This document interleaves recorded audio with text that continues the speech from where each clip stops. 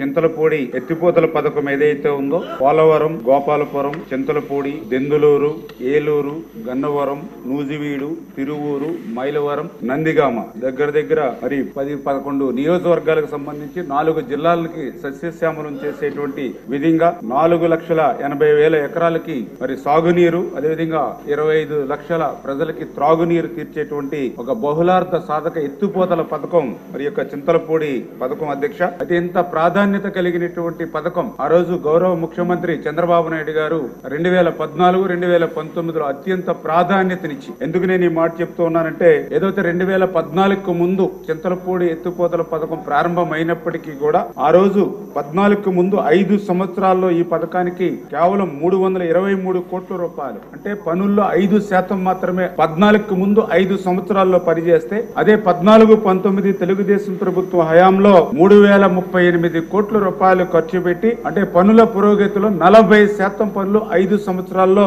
తెలుగుదేశం ప్రభుత్వ హయాంలో చేసినటువంటి పరిస్థితి అధ్యక్ష. మరి తర్వాత ఏదైతే 2019-2024 మరి గత ప్రభుత్వ 5 సంవత్సరాల్లో చూస్తే కేవలం 760 కోట్లు మాత్రమే, అంటే కేవలం 5% మాత్రమే పనులు ముందుకెళ్లినటువంటి పరిస్థితి అధ్యక్ష. అంటే ఈ రకంగా 40% ఆ రోజు తెలుగుదేశం ప్రభుత్వ హయాంలో చేసినటువంటి పనులను కూడా గత 5 సంవత్సరాల ప్రభుత్వం నిర్లక్ష్యం చేయడం వల్లే ఈ రోజు ఈ చింతలపూడి ఎత్తిపోతల పథకానికి ఈ రకమైనటువంటి దుస్థితి ఏర్పడినటువంటి పరిస్థితి అధ్యక్ష.